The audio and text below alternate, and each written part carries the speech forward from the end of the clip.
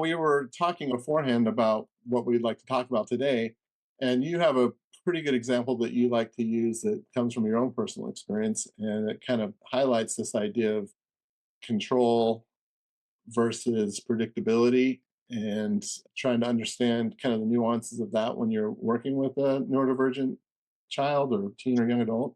And this goes all the way up. I Yeah, mean, you can say neurodivergent child, that means young child to adolescent to preteen to adolescent to young adult or 27 year adult. olds. Yeah, Yep. It exactly. all And still, beyond, right? Yeah, yep, for sure. that all So, still works. yeah. So, I don't know. Why don't we jump on into that? I mean, I don't know if you want to just tell the story or how you want to work up Sure. to it or.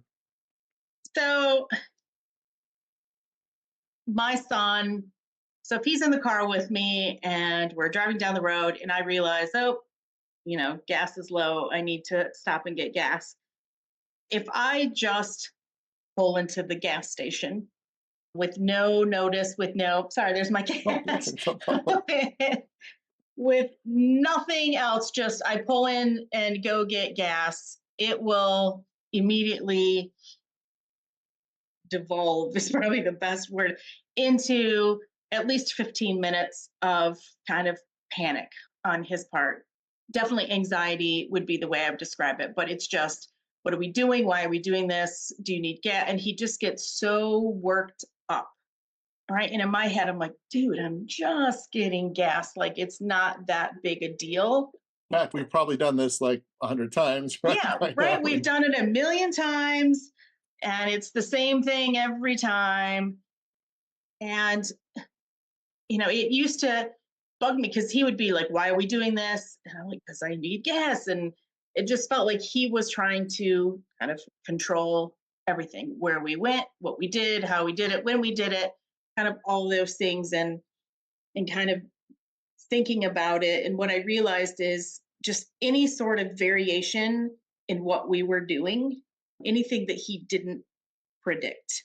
So anything that was uncertain. And yes, going to the gas station when we're supposed to be driving home is uncertain and unpredictable for him.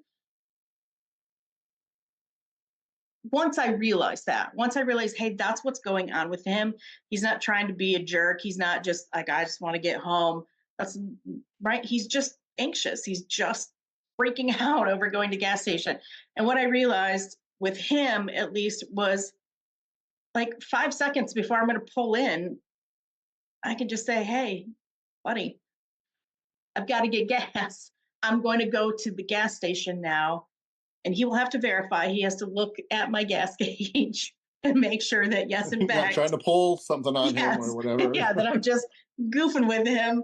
He likes to verify. He trusts what verifies every time. He looks at it, he sees that it's low, and he has some phrases. He's kind of still into Thomas the Tank Engine, so it's a lot about going up hills. But then he's fine. And then we pull into the gas station, and his first question is, can I help? Can he do it? And of course, but just that little kind of piece of predictability, game changer. Like, it really kind of fixed everything in that situation and helped him. I mean, he still has to verify. He still has to go through a process, but it's not panic anymore. It's just, oh, okay, I can do this. I know what that is, and this is how I do it, right? I know to go help and get gas. And I think it's kind of his way of working through that uncertainty. Yeah, and isn't that amazing how just a little, it kind of seems like a seemingly little adjustment from our Yeah. neurotypical points of view or whatever. But man, the outcome of that is very different, right? From total panic, flipping out, asking a lot of questions, really, not going to be able to seemingly tolerate the stop or something like that, Yeah. to almost switching to wanting to cooperate even at that point, right? To help Yeah. out or to be a part of it. Yeah. It's like, okay, totally cool. And I know not every kid, does well with just, a Right. 10-second heads up, and for the most part, he doesn't either. That's one scenario where just a little bit of heads up works, but just recognizing that, yeah, the world is kind of a crazy, unpredictable place for kids with, you know, autism similar, anxiety kind of type issues, that anything that varies from what they expect is is so big, and it doesn't take that much on our part to make it easier for them. Yeah, yeah. So let's talk about that for a minute, because again, I think you were bringing it up, and again, you and I have talked about this kind of stuff a lot before. But the idea of how you interpret that as a parent, right? Like, how important is it, that first step of recognizing, oh, wait a minute, this isn't them trying to control or bully or get their way or just be a jerk or, whatever. I mean, this is a full on emotional overwhelm, right? And Yeah. that is so, again, your perception as a parent to say, okay, what's really happening here? And it's hard because we talked about that getting pulled into your downstairs brain, that fight, flight, or freeze. Your son is kicked into that mode once he starts to panic, right? So Mhm. his higher cognitive functioning goes down, and then it Yeah. pulls you into that too, and you start to panic, like, "Oh, I got to get gas. Is this going to happen? Is it going to be a wreck? What are people going to think when I pull into the gas station? Or is he going Kids to, yelling in the back seat. Yeah. yeah, is he going to run out of the car? I mean, what's going to happen here?" So it's easy to get yourself caught up into that fight, flight, or freeze, or downstairs brain, or however you want to refer, you get activated emotionally, so to speak. And that's a whole nother topic we could go into really in Yeah, depth, right? but I think it's that it's parents get stuck in their own stories, their own beliefs about what's going on, right? And if you're convinced my kid is just kind of being a jerk Right. or just trying to control everything or just is so bossy, right? You're automatically going to have kind of this negative kind of reaction back towards them. And right, particularly if they're just being a jerk or they're just poking at me, right? Then you kind of want to get back at them, or Yeah. you want to assert even more control because, well, I'm the parent and I'm in control. And then they just push back more because the anxiety is getting bigger for them. And Right. if And you it's like can't they're being see it, disrespectful. yeah, They can't disrespect me. Like, as a parent, I can't allow this. Yeah, I mean, all the thoughts start going through the head, yeah. right? Like, And right. And then you just get that drive to correct.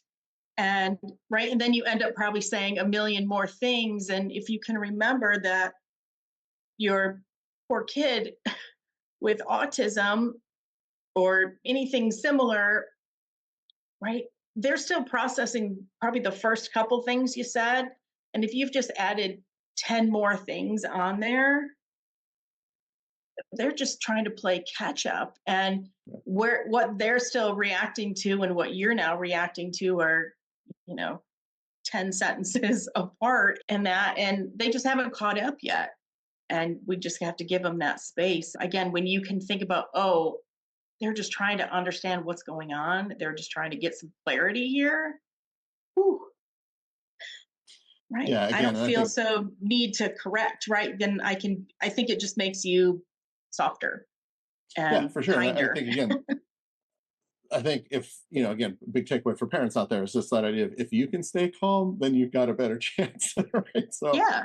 because, yeah, I call that like emotional co-regulation, right? Like, if you can stay calm, then you can help your son or daughter calm down. But if you've Yeah. lost it, then you're adding fuel to the fire. You're just making everybody panic more, right? So, or Yeah. get angry Right. more It or makes upset it more. bigger than it needs to be. And it's usually the parents who are feeling that fire Right. because we're coming from that kind of faulty perception that the reason our kid is doing that thing is because something's wrong or they're being bad or Yeah, or it's willful, like it's a choice, right? They're yeah, just being like they are meaning oppositional. to do it. Yeah, that they're Yeah, they're being making me getting oppositional, gas.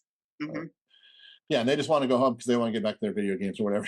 They just want to get back to their room, or they want to, and you're Yeah, they need thinking, to get back to where it's safe. and Yeah. you're like, I do so much for you. Can you just let me get some gas? I don't even like going to the gas station. We Yes, got I to don't even get want to gas. do This this isn't fun for myself. me, Yes.